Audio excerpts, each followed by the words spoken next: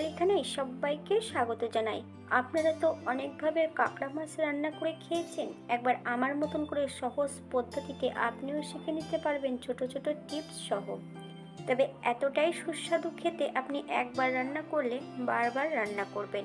তবে আমার বাড়িতে কিভাবে চুই ঝাল দিয়ে কাঁকড়া মাছ রান্না করা হলো চলুন সেটা একবার দেখে নেওয়া যাক ভিডিওর মাধ্যমে। বাঙালি রান্না ঘরোয়া উপকরণ দিয়ে। আপনাদের যদি রান্নাগুলো পছন্দ হয় তাহলে চ্যানেলটি সাবস্ক্রাইব করে দিয়ে পাশে থাকবেন, পাশে থাকা বেলটি বাজিয়ে দেবেন, নইলে নিত্য নতুন রান্নার নোটিফিকেশন পাবেন না। আশা করি আজকের ভিডিওটি আপনাদের ভালো লাগবে। যারা শীতে কাঁকড়া পছন্দ করেন তারা একবার অন্তত এমনভাবে রান্না করে নিতে পারেন।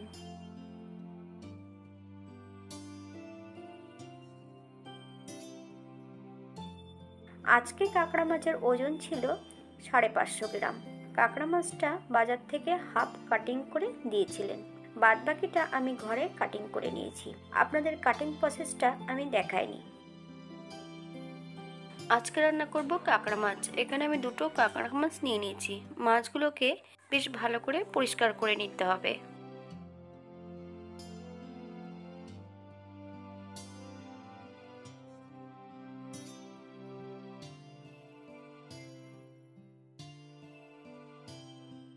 আজকে কাঁকড়া মাছ রান্না করব লাউ আলু দিয়ে কষা কষা করে কাঁকড়া মাছ। এখানে আমি গোটা একটা লাউ নিয়ে নিয়েছি, অর্ধেকটা লাউ কেটে নেব।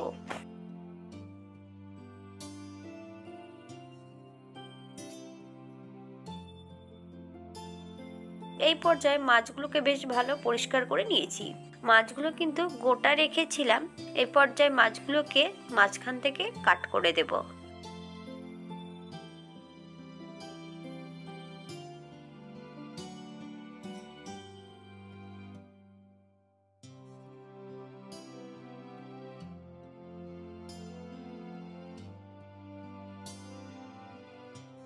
অর্ধেকটা লাউ ছোট ছোট টুকরো করে কেটে নিয়েছি, সঙ্গে একটা আলু লম্বা লম্বা করে ফালি দিয়ে কেটে নিয়েছি।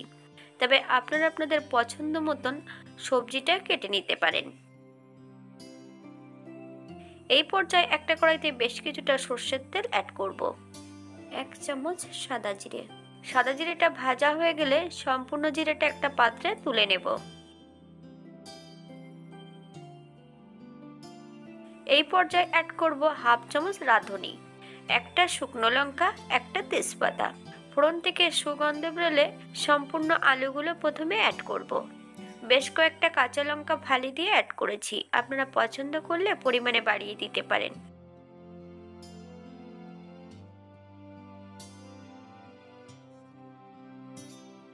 আলুগুলো 4 থেকে 5 মিনিটের মতন বেশ ভালো করে ভেজে নিতে হবে। এই পর্যায়ে সম্পূর্ণ কেটে রাখা লাউগুলো অ্যাড করব।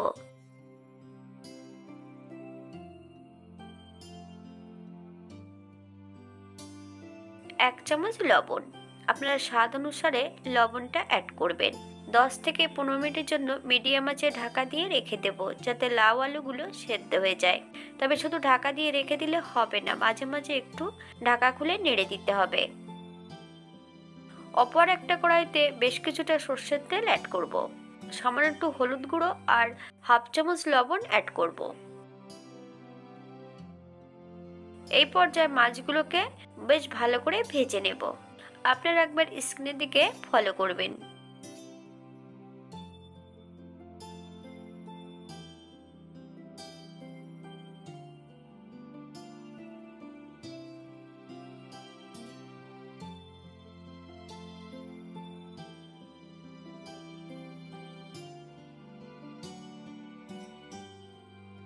উল্টিয়ে পাল্টিয়ে বেশ ভালো করে ভেজে নিতে হবে। তবে আপনারা আপনাদের পছন্দ মতন মাছগুলো ভেজে নিতে পারেন।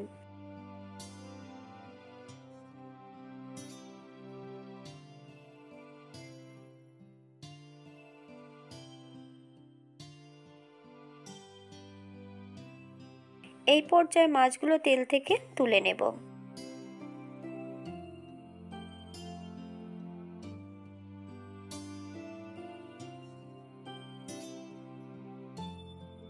একই তেলে রান্না করব।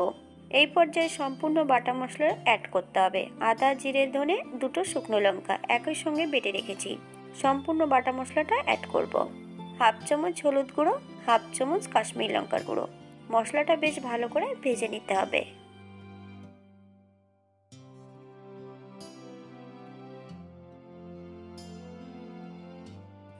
মশলা ভাজার এই পর্যায়ে মশলা ধোয়া বাটি থেকে সামান্য একটু জল অ্যাড করব। মশলা থেকে যতক্ষণ তেল না ছাড়ছে ততক্ষণ বেশ ভালো করে মশলাটা কষিয়ে নিতে হবে।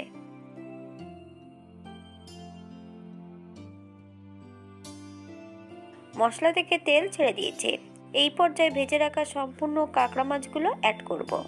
মিডিয়াম আঁচে 5 থেকে 7 মিনিটের মতন বেশ ভালো করে মাছ ও মশলা সহ কষিয়ে নেব।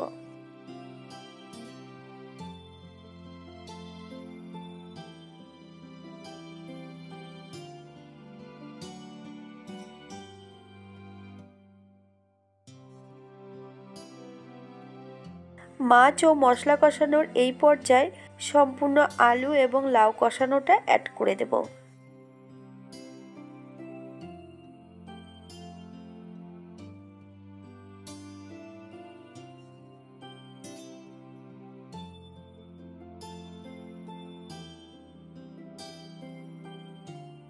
মাছ ও সবজি একই সঙ্গে আবারও 2 থেকে 3 মিনিটের মতন ভালো করে কষিয়ে নেব। এই পর্যায়ে রান্না করছি আমি হাই ফ্লেমে।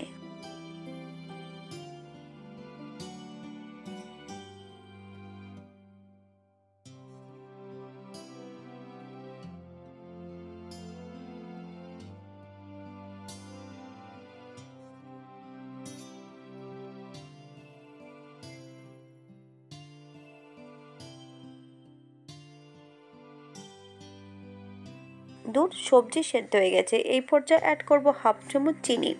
আপনারা যদি পছন্দ করেন তাহলে পরিমাণে বাড়িয়ে দিতে পারেন। আজকে কিন্তু কাঁকড়া মাছটা রান্না করছি আমি চুই ঝাল দিয়ে। 1 টুকরো চুই কিন্তু আমি আগের থেকেই অ্যাড করে দিয়েছি।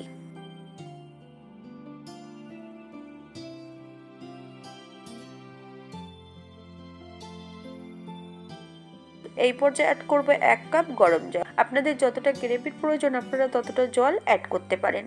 4 থেকে 5 মিনিটের জন্য ঢাকা দিয়ে রেখে দেব।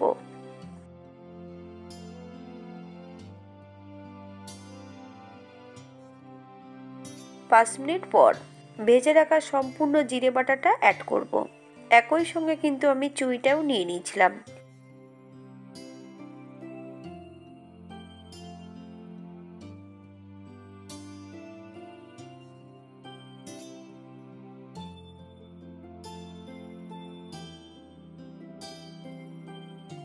এই পর্যায়ে গ্যাসের ফ্লেমটা অফ করে দিয়ে 5 মিনিটের জন্য স্ট্যান্ডিং টাইম দেব।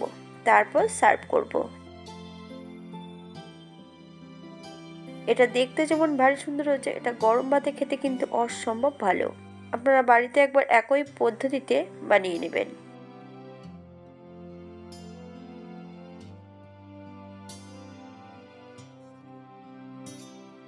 আপনারা যদি গরম মশলা গুঁড়ো অথবা পেঁয়াজ রসুন পছন্দ করেন তাহলে অ্যাড করতে পারেন।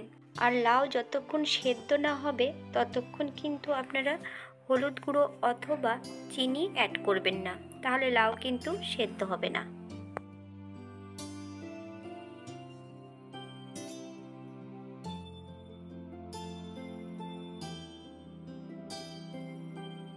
আজকের ভিডিওটি এই পর্যন্ত। সবাই সুস্থ থাকবেন, ভালো থাকবেন। অন্যদিন নতুন রেসিপি নিয়ে আপনাদের সামনে আবার আমি হাজির হব। নতুন ও পুরনো সকল বন্ধুদের অসংখ্য ধন্যবাদ ভিডিওটি দেখার জন্য। হাতে যদি সময় থাকে তাহলে একটা লাইক, কমেন্ট, শেয়ার করবেন।